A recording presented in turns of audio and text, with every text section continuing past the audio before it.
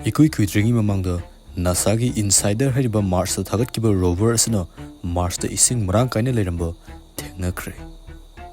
Masigi discovery asina ikoi miyoibana chahi kayagi mamangdagi honaragliba terraforming-gi project asida maipakpagi lamida khongjel yangna changsinhangadawri.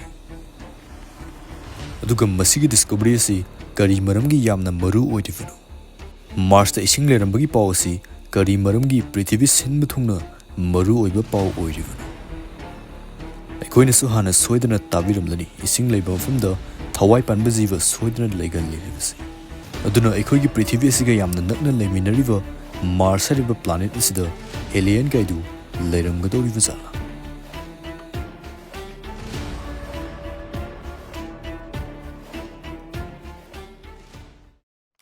ngasigi leiriba paisagi mamal asida ekhoi Prithvi dagi Mars tamna sunagi kilo amagi pochai puraga chatpa matamda saurakna $1 lakh muk changani. Aikoigi India gi paisa da hairagana 1.5 crore muk changani haivani. Aduna Mars tamna chatpa matamda posai si yarikai yamdana puna ba honarivani maramdi kilo masing yam khala ikai paisa so asigamda yam khala kadorivani. Adubu hojik Elon Musk ki SpaceX hariba company isna masigi paisa si yariba makai hanthana ba honari. Mars tamna posai puduna chatpa matamsida kilo amada sumnagi $130 khak oinanava SpaceX na kanna honarivani. Adubu masi sumnagi oithokpa yagani havni masi karam kanda oithokani havdudi khangmanatri. Ekoina Mars ta chatpa matamasida chanaba chinjaktagidi thaknava isingsina hena marang kaina pugadorivani.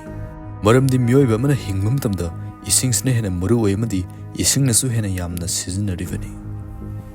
Atopa chanaba chinjak kaya sem matamdasu ising havsi adum changadorivani. Sumna Mars ta research tawgi thabak asida chahi kayagi mamangnasu isingi khudam kayadi fangkravani. 2008 ki matamda Phoenix lander haiba rover asina Mars ta observation tawduna numit chamag humfumatoi muki matam asida Prithvi tamna data kya amsu tharakhi. Madura tharakiva data mayam singdugi maraktagi scientist singda khwaidagi angakpa ohinkivasi masda uriva trends asini. Masi Dodo Goldilocks haina sukhangnai. Aduga masida uriva angauba masit asi atai karisunate matam amada chaungna leirmba ice ki masini. Aduga 2017 gi matamnasu Mars ta hydrated sols ta ising yaurga leiva thengnakhravani. 2005 ki matamnasu Mars Express mission gi Omega instrument su Mars ta hydrated minerals leirmba thengnakhravani. Asumna chahi kya gi mamanggi Mars ki South Pole sta yamna pak chawa area amada permafrost orga lei haina phongdokli. Permafrost avdi Mars ki leinung asida ising asi ice ki form da Mars ki soil amadi rocks sing aduga mix toksinaraga lei havani. Aduga muk 2012 ki matamdasu Mars Curiosity rover na Mars ki mafam mada thaina ising na chelamagi kangsilaga leiva streambed amasu thengnaki. Streambed havdi matam amada ising na chelamagi leiva adu kangsilaga kutlaga leiva mafam aduvani. Duga streambed leirmba havsi Mars da chahi billion kayagi mamangda water reservoir park chauna leirami haina takpani. Adubu masiguma ising leirambagi khudam kaya phangjaragasu scientist singna masi kanava discovery di oikide maramdi ising singadu loinamak kangkhravanina.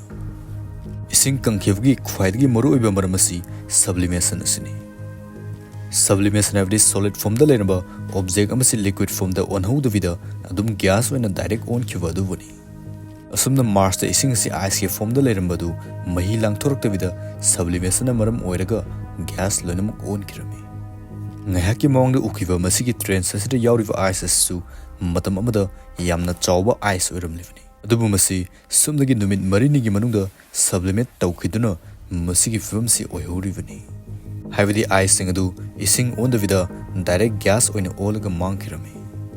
Duga masigi sublimation si scientist na hojau su mayok nariba khwaidagi chawba problem ama oiri. Maramdi Mars ta ice phanayam leijaraga su atmosphere exposure na maram oiraga yamna tenba matam sida ice mayamru sublimate tawkhiduna gas loinamak on kidorivani. Duna miyoivana Mars colonization tawba matamdadi Mars ta miyoivana sezinanaba ice ti amat leiraroi. Duna Mars ta leivagi project si hobo fawa yaroi dorivani. Aduga masigi problem asidagi ngakthongnaba scientist singda sumnagi option ani khaktang di lei. Ahanba option dana yamna thuna Mars ta chalaga ngallingi matamda Mars ki polar cap asi khumjillaga Martian infrastructure ama semduna sublimation agi ngakthok hobu yai. Ani suba option asina Mars rover ke athaduna Mars ki lainung asida water reservoir leibra haina thibasni. Ngasidagi chahi kharagi mamangna scientist singna Mars samadi sarat hariba orbiting radars ani si thagalaga Mars ki mafum pumada koina pairaga water reservoir leibra haiduna scan torumi. Dubu matam aduda Mars ki lainungi 300 meters lubum famsingda ising levagi khudam amata fangkite. Sumna chahi kya scientist singna ising thibagi mission asida mai pakpa ngamkite. Adubu makhoin ninghanava tawduna anauba data kya ama collect tawnanava anauba rover kya thaduna changnaina research torumi. Sumna chahi kya gi matungda handaki chahi 2024 gi August tha asida ising Leirmba thengnarakibani. NASA gi Insight Lander hariba Mars thagatkiba rover sina 2018 dagi horaga seismometer siznaraga Martian gi data kya ama collect tawruki. Seismometer havasi lainungda quakes volcanic eruption natraga explosion na thongan ba thong adubu detect tawnarava device amani. Sumna Insight Lander na Mars ta seismic activity saurakna lising amaga chahumuk record tawruki. Madugi manungda khara makhaidi meteorite taslakpagi amadi Mars quake na thogan ba oiki. Mars quake havasi ekhoigi prithivida thokliva earthquake asigumani. Duga masigi thong sing adugi seismic wave asi planet adugi khwai manungki horaklibani amadi wave adu seismometer gi sensor tamna yorakluga record tawba ngamlibani. Sumna wave sing adu lainungdagi tongan object fawraga lakpa matamda magi wave adugi speed amadi behavior da ahongba kyasu leiribani.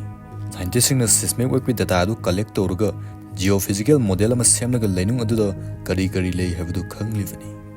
Mataw asumna seismic wave sin nainaraba matungda wave asi karamba object da fawraga laklibuna habasi khangba ngami.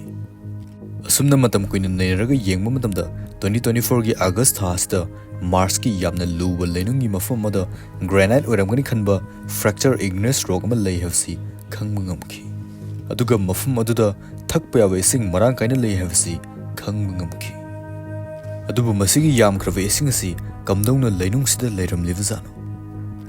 Masi aikhoigi prithivida tawriba asiga chap manana mapanda leiramba ising asi matamgi matungina lainungna changkhibani haina thajanai.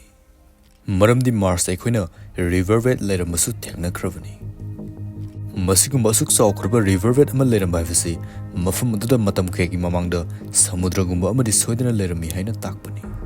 Aduga ising asi thakpa yaba ising nina mioivana Mars ta chatpa matamda adum chingthoklaga thakpa yaradawani. Adubu hojik khwaidagi luribasi Mars tamna chalaga ising sing adu kamdongna chingthokadawribana habisini.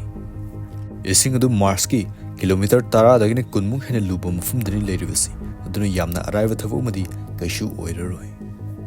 Karigumba lainungda leiriba ising da chingthokpa ngamlagadi Mars colonization gi mission asida yamna khudongchaba oigadawribani. Maramdi ising asi yamna marang kaina leivana mioibasingna chahi kya leptana seasonara fawda loiva nairoi. Adubu khwaidagi luribasi lainungdagi kamdongna ising sing adu chingthokadawribana habisini. Masigi damakta mioivana prithividagi Mars tamna yamna maruoiba posak ahumkhak puraga chatpa tari. Ahanbada ising leifam adu yongna hutnanaba drilling machine ama changani. Kilometer kunmuk drilling tawraga pipeline ama semasna ahanba step oigidawribani. Ani subada ising adu pipeline adu fawraga chingkhalaknaba yamna powerful oiba motor amsu changani. Aduga motor adu mathau tawnanaba energy supply su darkar oiri. Asuk lukhraba mafamdagi gravity gi against the ising adu chingkhalakba habsi energy supply fanayamde changadawribani. Aduga masigi power energy supply si piba ngamnaba honavasna khwaidagi luba thabak ama oiri. Aduga ahum subada ising adu chingkhalaklaga mafam chana thamnanaba protective infrastructure ama semnaba polam kyasu changadawribani.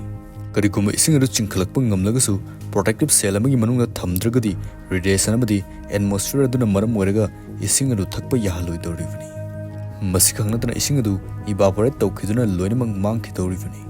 Aduna hojiki leriba technology asinadi Mars ta masigi thabagasi paikhatpa ngamkhiroi haina scientist singna phongdokli.